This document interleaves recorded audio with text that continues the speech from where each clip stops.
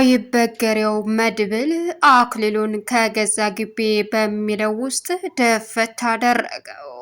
ሰገን በድንጋጤ መድብልን ስታይና እንግዲህ እየተጋተቱ ከቤት አስወጥቶ አክሊሉን እዛው ውጭ ላይ ደፈት አደረገው።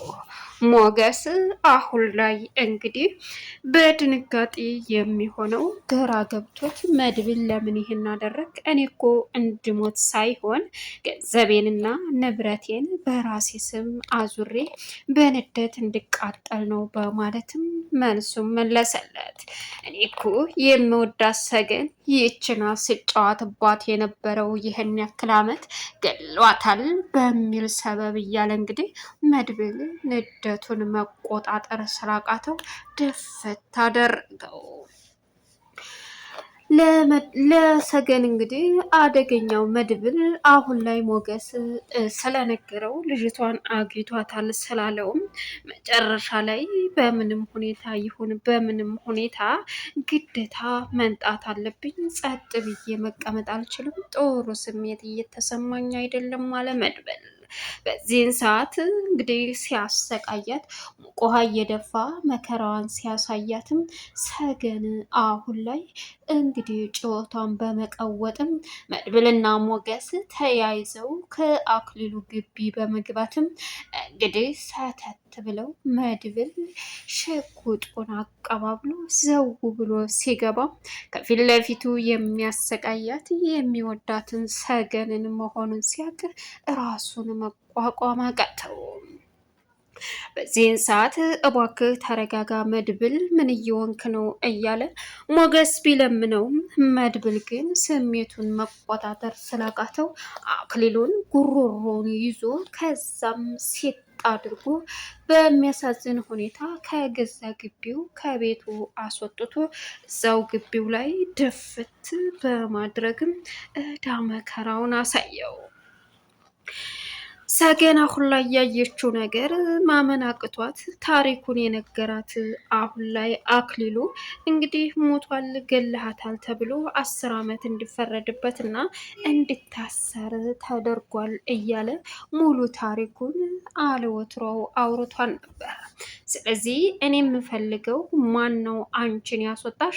እውነታውን ታልነገርሽኝ አንቺን መግደል ሳይሆን በቁምሽ ስቅይት ነው የማደርግሽ እያለ እንዳይሆን እያሰቃየ መከራዋን ሲያሳያት የነበረው እንግዲህ በሚያሳዝን ሁኔታ እሷ ላይ ያደረገውን ግፍ በራሱ ጥዋ ተጎነጨ።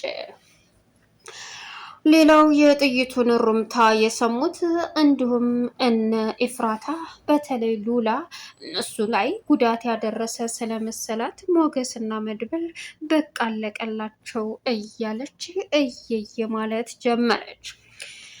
ሰላም ውድና የተከበራችሁ የዙዙነት ሚዲያ ቤተሰቦች እንዴት ናችሁልኝ?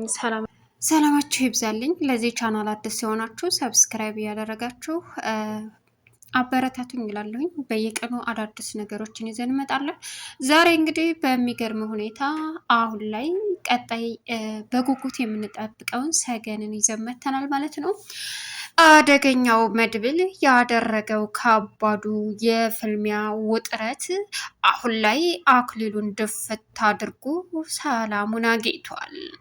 መድብል እና ሞገስ ዘው ብለው በመግባትም አክሊሉ ሰገንን እያሰቃየ ሙቅ ውሃ በእጇ ላይ እየደፋ እኔ አክሊሉ አይደለውም አንቺን ቶሎ ተዚህ ምድር አላሰናብተሽም፣ ግዴታ አሰቃይቼ ጅስምሽን እንደ ጨርቅ አበስብሽና አገማሻለሁ እያለ የፈለገውን ነገር በሙሉ ለማድረግ ዝግጁ በሆነበት እውነታውን ካልነገርሽ ሲላትም እሷም እኔው ራሴ ነኝ ምንም እውነታ የለኝም ብትለውም እንግዲህ ሊያምን ስላልቻለ አክሊሉ እስከ ወዳኛው በመድብል እጅ ተሰናበተ። በእርግጥ መድብል ለሞገስ ተደዋውለው የነገረውን ነገር በመጀመሪያ ነገ ሲለውም በፍጹም ዛሬ እቤት ማደር አልችልም፣ ጥሩ ስሜት እየተሰማኝ አይደለም ሞገስ በማለትም ቀጥታ ሲመጣ የሰገን ስቃይ ከአቅሟ በላይ ስለሆነ ጩኸቷን እየቀወጠችው ነበረ።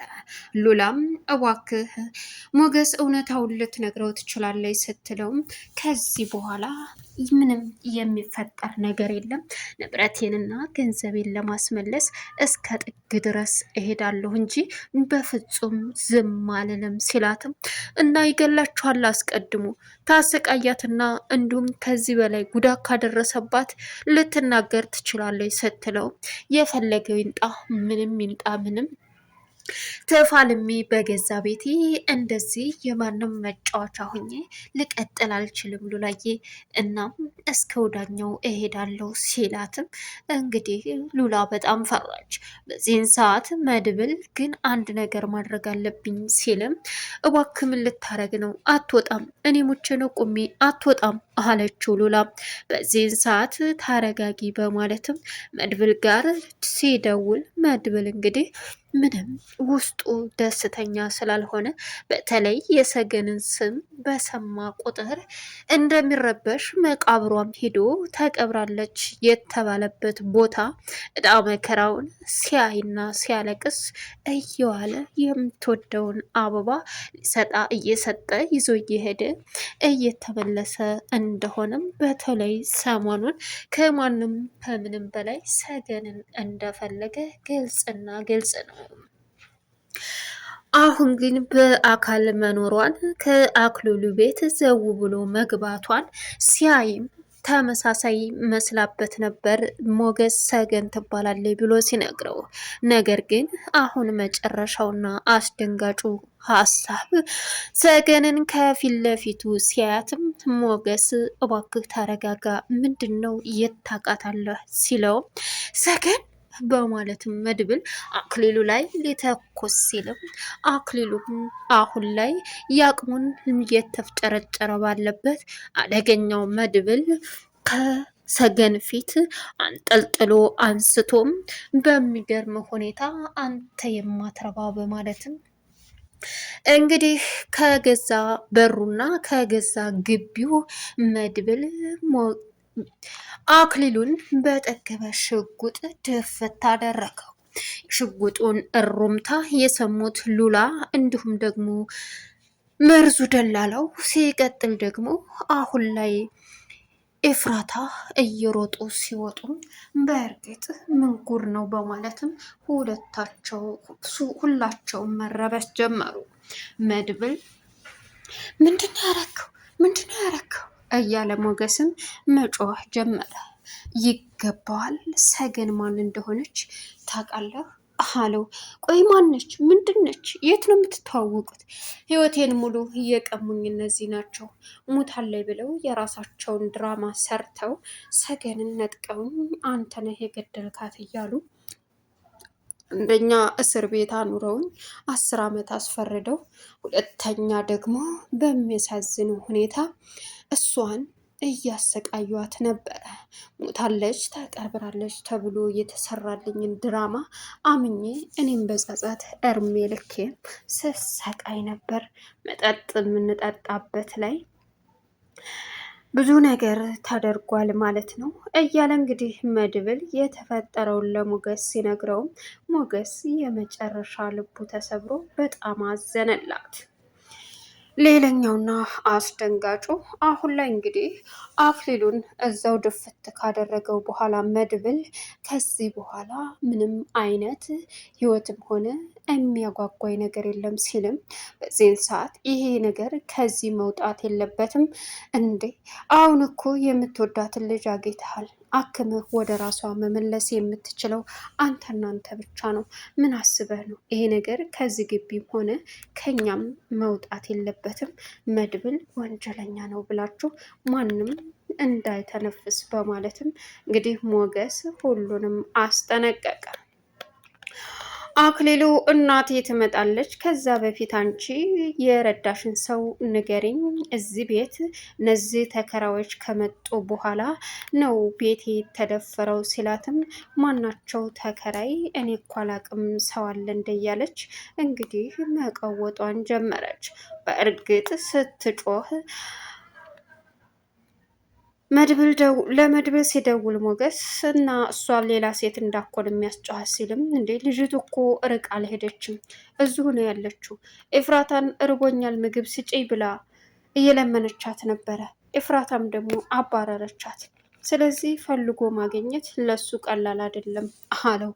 እሺ ከባድ አይደለም እዚሁ ሰፈሩ ሆናለት ይቅርና ርቃን ብትሄድ ምንም አድርጎ ማግኘት ፍላጎቱ የጨመረ ነው ሲለውም ለነገሩ እውነት ነው በማለትም እንግዲህ ከአክሊሉ ለማምለጥ ሰገን ብትሞክርም የሚያሳዝነው ነገር ግን በፍጹም ልታመልጠው አልቻለችም። ሰገን አሁን ላይ በተደረገባት መከራ ጉድ ማምለጥም ሆነ ምንም ማድረግ ባለመቻሏ አሁን ላይ የአክሊሉ ተጠቂ ሆና እየተሰቃየች ባለችበት እንግዲህ አሁን በተአምሩ መድብል ነፃ ለመውጣት በቅታለች። ሌላኛውና ከባዱ ሉላ በእርግጥ በጭንቀት እየተጨናነቀች የምትገኘው አሁን ላይ ምንም አማራጭ እንደሌላት ግልጽና ግልጽ ነው።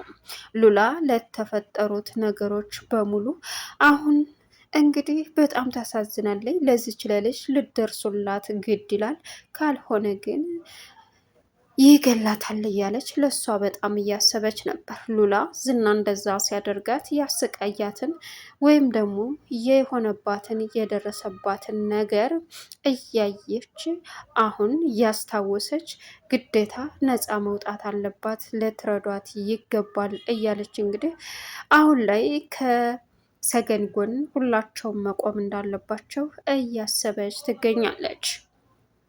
ሉላ በተፈጠረው ነገር ልቧ ቢሰበርም ግን ደግሞ በሚያሳዝን ሁኔታ አሁን ላይ ምን ማድረግ እንዳለባት ግራ ተጋብታ በነበረበት አደገኛውና የማይበገረው መድብል እየሮጠ መጥቶ እሷን ነፃ በማውጣቱ ሁላቸውም ተደሰቱ። ቻናሉን ሰብስክራይብ እያደረጋችሁ መልካም